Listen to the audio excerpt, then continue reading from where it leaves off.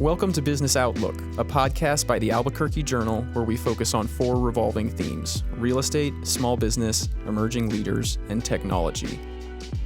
If you enjoy our podcasts, please like and subscribe and consider becoming a digital subscriber to the Albuquerque Journal to help us continue to bring you more content like this. You can find this episode and all our podcasts on the Albuquerque Journal website, abqjournal.com, as well as YouTube, iTunes, Spotify, and SoundCloud. See the show notes for a discount on a digital subscription. Thank you for supporting the Albuquerque Journal, New Mexico's leading local news source. CNM is truly one college with infinite possibilities in tech and data sciences. CNM offers programs where everyone can learn about software, apps, or how to build websites. You can also choose from AI programs and machine learning, the Internet of Things, and so much more. CNM, one college, infinite possibilities, and a proud sponsor of the Albuquerque Journal's Business Outlook. Hi, welcome back to the Business Outlook podcast. I'm Ryan Boetel with the Albuquerque Journal. Today's podcast is on leadership, and my guest is Pete Kassetas, former chief of New Mexico State Police and now the current owner of Outpost 1706 in Old Town. Pete, can you just introduce yourself a little bit to our audience? Tell us about your career in law enforcement and how that dovetailed into being a bar owner in Albuquerque's Old Town. Sure, Ryan, and thanks for allowing me to be here. It's great to kind of talk about what I've done and the beautiful, amazing community that I've discovered in Old Town. So I started my law enforcement career in 1992, graduated from New Mexico State, and I always knew I was going to be a police officer. I got the bug from my uncle, who's a Tucson PD officer. Took me on a ride along when I was 16, and I was just burning time to get to that age limit. At the time, it was 18. But I ended up staying at state and getting a degree, and then went on to the State Police Academy and graduated and started my career. I worked through the ranks, patrol, investigations, narcotics, through my 20-some years, and ended up being appointed chief in 2013, and that lasted 5.5 years. And went ahead and retired when Governor Lujan Grisham came in and replaced me. Yeah, which is sort of what you know when you're the chief of New Mexico State Police. It's a bit of a political position, like that you kind of saw the writing on the wall a little bit when the change in governorship happens. Yeah, I definitely did. I was ready to go. I think physically, probably not mentally, because you do this for so long, and it's all you know or all you think you know. It takes a while to figure out where to go with that. But yeah, it was no surprise it was coming. And I helped through the transition to make sure that she got a good start with her detail and some of the things going on at State Police and DPS. And then I exited as gracefully as I could. And that wasn't the most graceful exit under Susana Martinez, but it is what it is, you know. Politics is an ugly business, and I don't want much to do with it. Okay. So. And so you retire and you find yourself in a position that I think probably a lot of law enforcement retired people have, in that you retire at age 50, around 50, right? So you're not really at retirement age. You kind of need to find another interest. I think some go into security. Yeah. But you end up owning a bar. What was that path? How did I get there? Yeah. I kind of tell people my life was like a country western song back in the day. You know, I had gone through a career change, right? A retirement, divorce, and I was just trying to figure out what I wanted to do, right? Because you're right, relatively still young at that age. I'd always been an entrepreneur. I had a car wash, or still do, up in the East Central Heights area. I've had that for 24 years. I just recently sold it. But I always knew I wanted to do more. I just didn't know what. And after about a year and a half of, mountain biking and hanging out and trying to figure out what I wanted to do, I'd applied for a bunch of jobs, but it just didn't seem right. It didn't fit like with my lifestyle. I knew I wanted to travel, and I knew I wanted to do something in the metro that made a difference. And I got that opportunity when the owners of Plaza Don Luis approached me. One is my former nephew, and then his college buddy. They went to ASU together. they bought that plaza and they said, hey, why don't you come out of retirement, so to speak, and help manage the acquisition and manage the construction for the remodel and then get this place full of tenants. And I said, what do I know about property management, Ryan? And they laughed and said, well, you're the state police chief. You could probably figure it out. And it became a challenge, and it was fun. I got to work with a lot of different people at the city as far as permitting and construction trades, and started to bring in small business, which I love. And the place is full now and thriving. And we've been at the plaza for about 4.5 years. And Outpost, me and my business partner, who's my other former nephew, we looked at the space and knew it was beautiful. We knew it was special on the second floor, facing the plaza and the church. And we decided to take the leap and open up a brewery tap room. Okay. And now let's take a step back and talk about Old Town in general for a second, because we were talking before we went on air that, for years I thought of Old Town as it's a place where you take out-of-town guests to just show them a little slice of the city, but locals don't really spend a lot of time there. You noticed that trend too when you first started. Am I kind of right in that a lot of people had that view of Old Town? Yeah, if you'd asked me years ago if I'd be not only working and have businesses in Old Town, but I'd actually be living in Old Town, I would tell you that that's ridiculous. I was a Heights kid, grew up in the Heights, hardly ever ventured to downtown, much less Old Town. I did have relatives, and like everybody else, when they'd come to town, that's probably one of the places you took them. We being the Plaza Don Luis group, came in and knew that we needed to do something different. And I think because of our success, it's helped a lot of the business out there in Old Town. It has changed. We are still, we're very popular with tourists because they're coming, but it's the locals that really round us out. We want to have them come in and experience what we have to offer. So normally Old Town rolls up at about 5 or 6 p.m., but my place stays open till about 11 p.m. on the weekends. And then we have 3 other wineries. Viva Vino just opened up, and they showcase wine throughout New Mexico. We have Noisy Water, which one of the owners owns that out of Ruidoso. And we have Sheehan, who makes wine in the South Valley, Sheehan Winery. So there's those 3 wineries, and then our tap room. And we're all committed to only serving New Mexico crafted wine, spirits, and beer. And that really plays well with not only the tourists but the locals. So we've got a bigger following when it comes to locals, and a lot of it is folks that may come to a particular place to eat dinner and stop in Old Town for a drink, and that wasn't available before, and then obviously recognize we're there, and they come back. Antiquities is huge for us with Steve over there. He runs a great restaurant. It's small. He uses us as his bar waiting room, and it's a great partnership. And that way, a lot of locals get to know the place and come back. Okay, really. So, because you even said when you first started Outpost, 1706, it was like 80% of your business was out of towners, and that's kind of changing. Is that correct? Yeah, about 80% was from out-of-state visitors. Balloon Fiesta was huge for us, like anybody else. I did not realize the financial impact it had for small business, and it's huge. But a lot of it over the last couple of years with the different events we've held, we're able to, people lease our bar out or rent our bar out at the local level for events.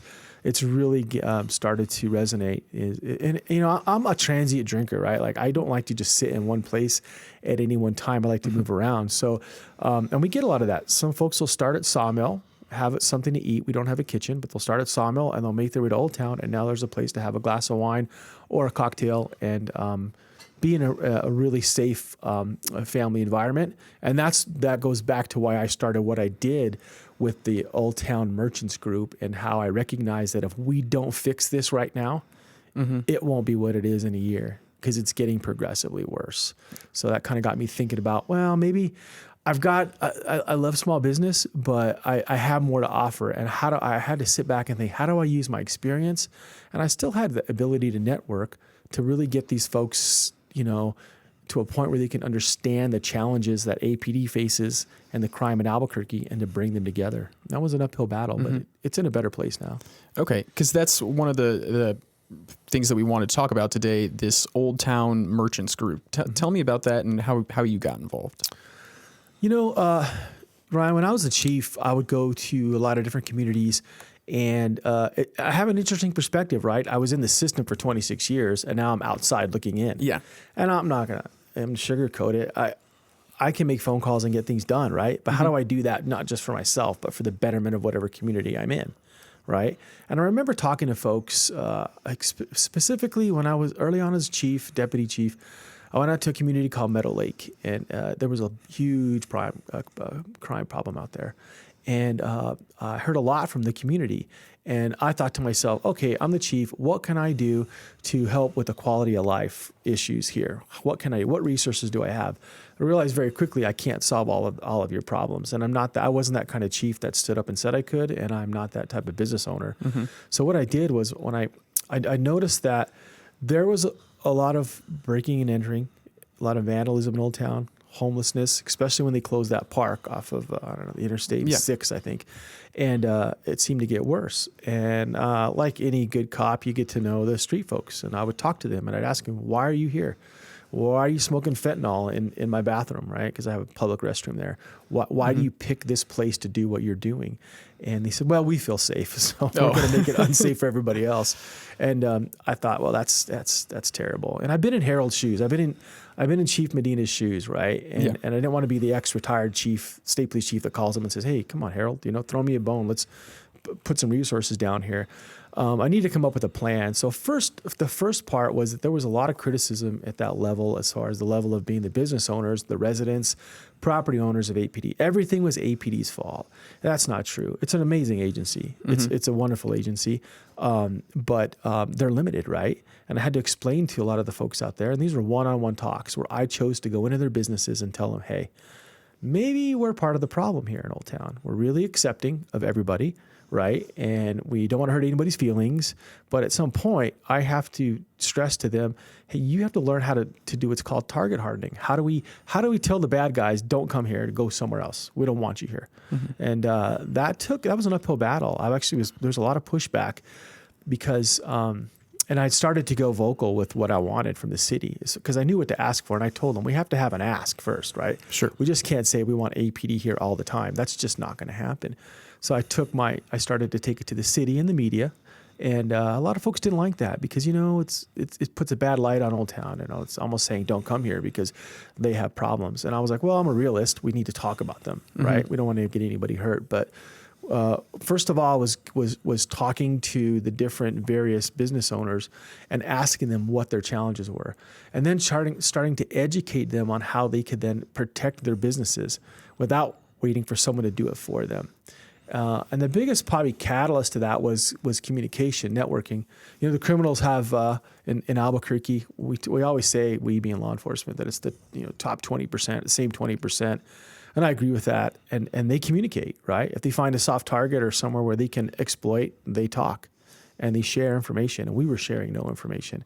I would find out that a place was broken into and how they did it, and get a picture 2 weeks after it was done. Only find out that happened 2 other places in the plaza. Mm-hmm. So I put together a WhatsApp group, and that was an interesting jump, right? I had to make sure it didn't turn into a Facebook conversation group. I was very pointed on what I wanted on there. Mm-hmm. And it was basically, look, if you get victimized, if there is a burglary, robbery, and I had to explain what the differences of that was, vandalism, you're having a specific problem with homelessness, you need to be very factual and list it on this WhatsApp. And it grew from maybe 20 people to well over, I think it's close to 200 now. And that's everything from community members, politicians, store owners, property owners, some media.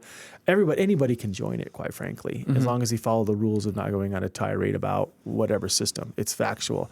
And we started to connect the dots, we being merchants. It brought us together in that Old Town community, which then brought us to how and why the Merchants Association was reformed. There was a lot of obstacles, and I cannot take credit for that. It was a guy named J.J. Mancini who owns the Christmas shop over there in Old Town, and his wife, Sarah. They're unbelievable organizers, and they are the ones that got the association as far as formally off to a start, which was great because then that gave us more of a formal venue or vein into I guess a route into being able to talk to city council and the mayor's office, right? Mm-hmm. Instead of just all these different business owners throwing stuff at the wall to see what would stick. Sure. And then that led us to where we're at now. So a few press conferences here and there, a few phone calls made, and I think we've turned the corner in the last 6 months. And we took it, Ryan, we took it upon ourselves because we as business owners decided to actually finance our own security. And I guess what it also kind of strikes me, you do have a perspective that maybe some business owners don't have in that you understand that crime's a pretty complicated matter. It's not as simple and straightforward, I think, as some people think it is. Like, you talked about APD, you hear about APD and the mayor taking crap on social media saying that they're not, there's different policy solutions maybe that you can debate. But, I guess seems like you have a little bit different perspective when you're talking about putting some of the onus on business owners themselves and working with APD and increasing communication. You're kind of trying to fight this from multiple fronts. Yeah, I mean, I think the message I sent to that group of folks in Old Town was, and it's pretty stark and bleak, but no one's coming to save you. There's not one silver bullet that's going to fix this problem. It's a multi-layered approach on how we address crime in the metro, much less Old Town. But the first step is to organize, right? The second step is to figure out what do we want and how do we ask for it. And I think what I brought to the table was, one, I know more than the average bear, I suppose, of crime and why it happens, but I also know the capabilities of the resources, and I know the system. And half the battle is to be able to, and I'll use the word manipulate, to get whatever resources the system has to offer sent your way within reason. So I help do some of that, right? I mean, it's interesting. I'm on one side of the fence as the police, state police chief, right? And never really using that stuff for my own personal. Like it would be impractical to do it and wrong or moral. But then I find myself as a civilian now, right? Yeah. I have zero police powers, but I'm thinking, wow, what can I do to help these folks? And part of it was, there's not a silver bullet. There's no one coming to save you. And you know what? You quite frankly need to do something to help yourself. Yeah. Let's talk about cameras. Let's talk about the flow of information. Let's talk about alarm systems. Let's talk about lighting. And there's that finite dance in Old Town, right? You don't want to, the folks up there, and I understand it, we don't want to put bars on all the windows and lights up and it's like this kind of like security prison area. Yeah. But it's just like when I was involved. I loved the state fair when I was a state police, and the state fair to me was this little micro kind of chasm community in Albuquerque, right there off of Louisiana and Central. And then I get acclimated to Old Town. I'm like, what a gem right here, kind of the beginning of Albuquerque, right? Yeah. And how do we save that?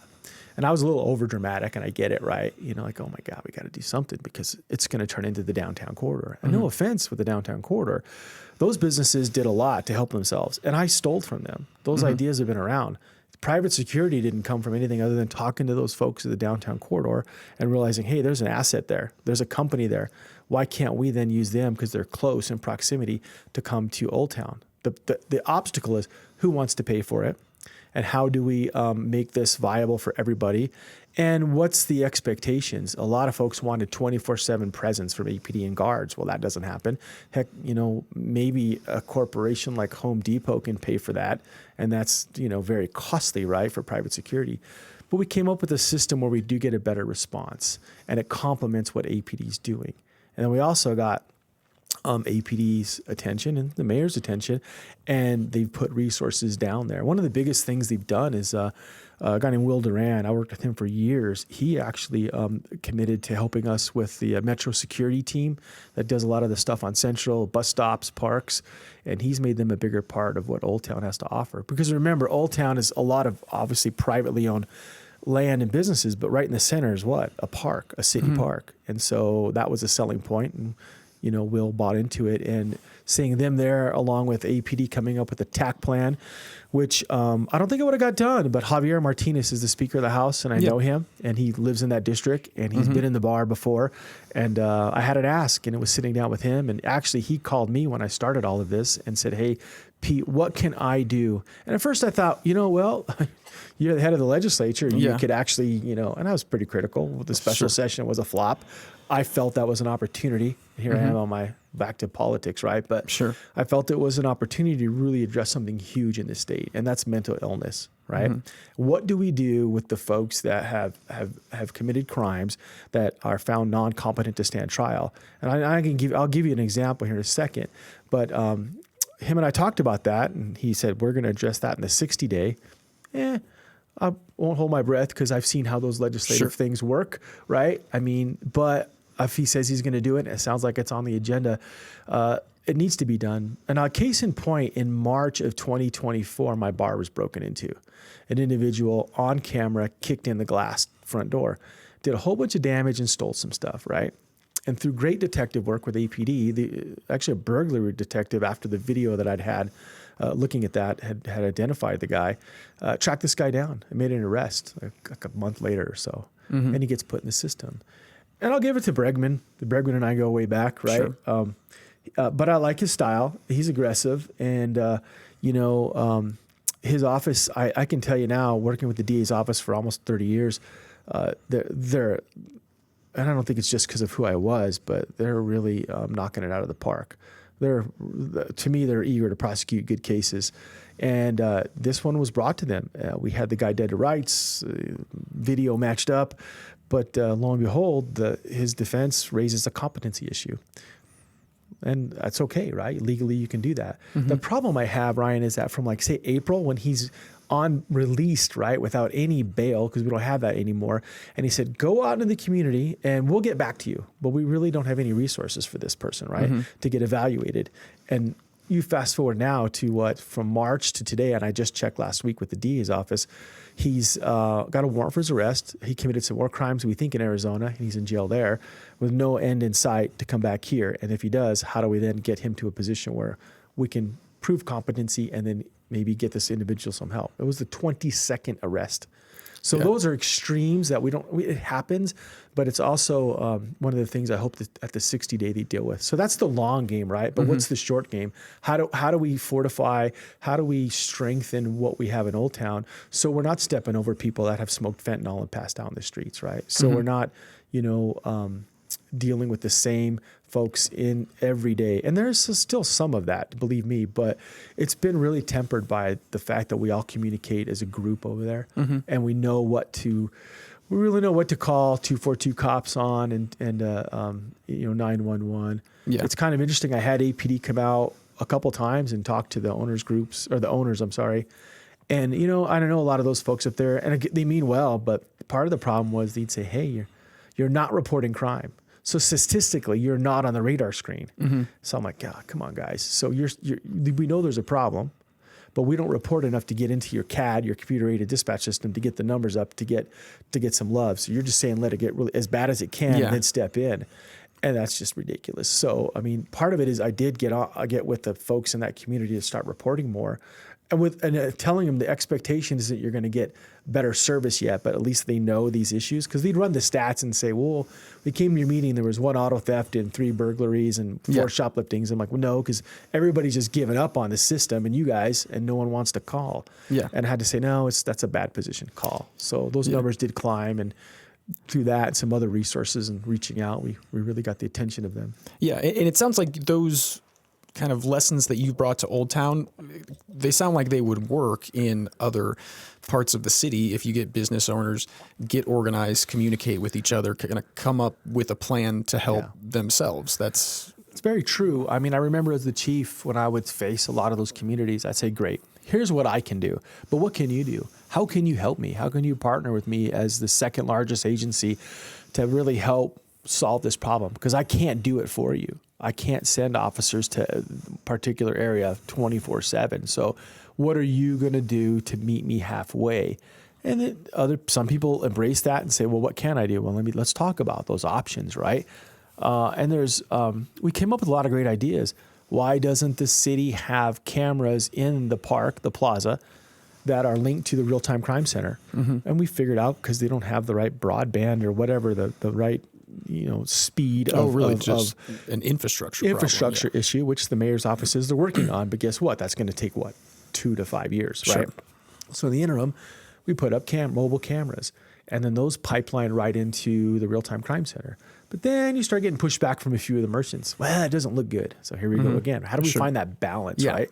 So it's all about that. It's about navigating that. Sometimes I'm really good at it, and sometimes I'm my worst enemy because I just let it blurt out. But I really think that the Old Town community, it's interesting because it's just this collection of small business owners. So some of these businesses come and go because it's difficult.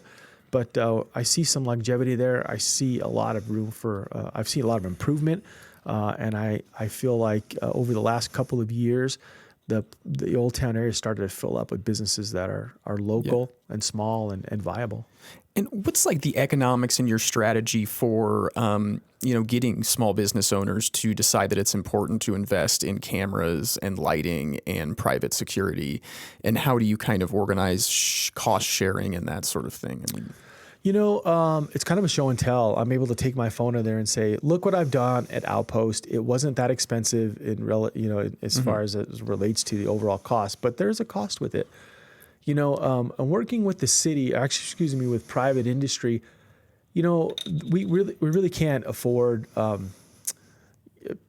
full-time person to be in Old Town. So what we did was we collectively pooled our money and we came up with a tiered system.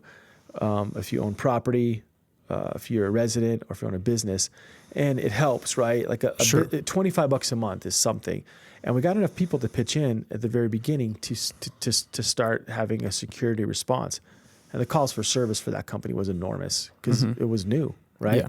The price went up a little bit, and what we did, we being myself, as I'm not on the board, I just refuse to get. I'm not built for that right now, right? But I do help a lot. But JJ, the president, and I had some discussions, and I was against it at first as far as allowing anybody, whether they paid or not, to call the security number. Because I was like, they're not paying for it. Yeah, sure. But then again, though, we're just kicking the can down the road. Yeah. They come and kick a guy out at Plaza Don Luis, and then where does he go? Next door? What's the point? So what's unique about it is whether you, as a business owner, have decided to participate or not, you're going to benefit from it. Don't get me wrong, we all try to pressure them to, hey, pitch in, but we've got the cost covered. We signed another year-long contract with Q-Year. Their response time is anywhere from 5 to 10 minutes. They're able to either mitigate the problem by removing the person, getting them some assistance, or waiting for APD to show up, depending how bad it is. But I think that in itself is worth the money out of our pocket because it's really insulating Old Town as far as keeping that bad element out of there at times. You're putting your money where your mouth is, sort of. I mean, yeah, we kind of sent the message to APD and the mayor's office of, hey, we're in this fight too, so we're going to do some things. Yeah. We're going to get you better evidence. We're going to get you video. We're going to get you, still photos. I've taught people how to, take a note to as far as what their surroundings are to be able to provide better descriptions of folks or situations that are going on to APD. And so we've taken an active role in it. And to the mayor's credit and Chief Medina's credit, they've rolled up their sleeves and pitched in. It wasn't a love fest. I know I ruffled some feathers, but I did it within reason because it's been done to me time and time again as a state police chief. I get it. Yeah. Yeah. I mean, that merchant association, I guess they're probably pretty fortunate that one of their business owners is the head of one of the biggest police agencies for a long time, for a long time. I mean, you do, when it comes to taking notes and gathering, this is what the cops are going to want to see. This is what they don't need. I'm sure you can really help them just with their reporting. And so they're supplying the right information to the authorities. Yeah. I mean, I'd like to think it was a bit of a love fest, but at the end of the day, though, I'm a pretty opinionated person, and I know there's been some push-pull between how much we talk about crime in Old Town, right? Because we don't want to scare people off, right? Sure. It's definitely not downtown corridor. It's beautiful, but we need to be upfront and real. Like, hey, we have our problems like anybody else. We have the biggest event there, probably besides Balloon Fiesta on December 6th, right? Holiday Stroll, the Christmas tree lighting. It's huge. There's probably 10,000 people down there, if not more. We want to keep it safe. We want to keep it viable. Again, it's the city's actually using the plaza more to book entertainment throughout the spring and the summer, which is great. Kind of ping pong back and forth between Civic Plaza, Art Walk, and Old Town. Yeah. And there's actually more resources by business folks being at the higher level being directed towards that area. We've got 2 hotels going in. I think Jim Long's putting something up on one side, and there's another group on the other side of Central and that Old Town area putting another hotel up. So there's 2. I think there's plans for 2 new hotels, which is great. So you're seeing a lot of momentum in Old Town. I mean, and you thought Sawmill might be contributing to it. You're kind of creating just an entertainment district that's also, unlike downtown, it's a little bit more family-friendly entertainment. Like there's something for the kids. I'm pretty sure Jim Long stays awake at night worrying about what I'm doing at the Outpost. Yeah, he's sweating it. No, I'm kidding. I've never met him, but he's got a lot of great businesses. But we definitely benefit from what he's done with Chaco and Sawmill. We've had some bleed off from there. Folks just it's in walking distance essentially, right? From there in seasons, folks will make their way to Old Town, and now we're open, and they look upstairs and see my bar. And I'm in the Old Town tap room, which is a competitor of mine, but we love seeing it. Right, they're at the corner there at was it Mountain and Central. Folks just make their way into Old Town, and again, not everything's closed up after 5 or 6. Things are still open and viable. And it's a fun family place to be. You can get a drink there and walk back to your hotel or back to Sawmill and have something to eat or whatnot. So it works out well for us. And I think that, momentum and bringing people there, it probably also does have its own little aspect to helping with the crime and vandalism situation. I mean, when you bring a lot of people to an area that it seems like it can make it safer. Like I'm thinking of what's the park on the west side of downtown, Robinson, or is it Robinson or Roosevelt? I don't know. But there's a park on the by the school there. Yeah, by the roundabout. Yeah.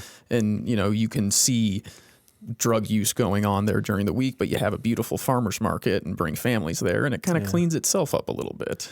It does. It comes and goes. I mean, look, I still have to lock the elevator at night. I still got to lock the public restrooms at night just because it just gets out of hand.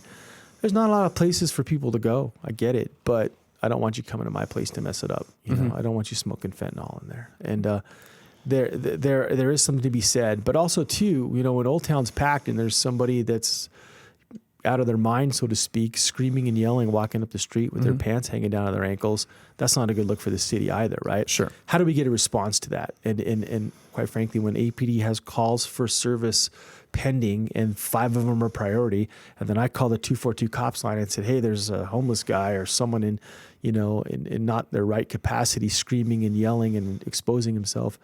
I mean, within reason, they're going to get there, but there's a lot of other stuff going on in this city. So what do? We get security up there. We try to intervene. I put myself at personal risk. Since I've retired, I probably had to draw a weapon about no less than 5 times because of people actually pulling knives on me or whatnot. Oh, really? And this was early on. It's calmed down a bit, but I thought I'd hung the gun up. But at times, it's nice I have a concealed carry license. It's protect myself, the people I work with, and it happens. It happens. Probably I'm more confrontational than I should be, but I have a real love for this city. I always have, and it sounds kind of corny and cliche, but it's just amazing. I mean, I've traveled the world now, and I just love Albuquerque, and there's so much more we have to offer. I hate the fact that folks get off a plane that are looking to invest in our business structure, and we drive them from the airport to whatever, maybe the hotel they're staying at, and have to pass the panhandling and the homelessness and the tents. And we're not unlike any other major city, sure, but we need to do something, and things are being done. It's just at what pace, right? And I'd ask the legislature to really step up this 60-day and give the tools, strengthen the tools that law enforcement has and the community to deal with some of these bigger issues. Okay. You got some specific requests that you're going to be making from the legislature this year, or are you working with still too early? What's kind of your status on that? I try to stay out, but I just can't help myself sometimes out of that play, that fold. And people do call and ask me my opinion, but what's that going to get you? But I have made it known to the speaker and others that it's really important for the business community, at least the small business community, that they really help address this mental health issue, whether it's with resources or a way to deal with folks that are repeat offenders, right? Just letting them back out is not going to help anybody, even themselves. So I really, for whatever influence I have, I've asked for a lot of that help. And I did have a leg in when the governor, Michelle Lujan Gershom, gave me a 6-month contract to help with the emergency funds. I might have used a little bit of that time to help persuade some of these folks that are in positions to make a difference. Hey, think about this. Here's an idea. And it's not a new idea. It's been kicked around for years. It's just time to pull the trigger and figure out what to do, right? Okay.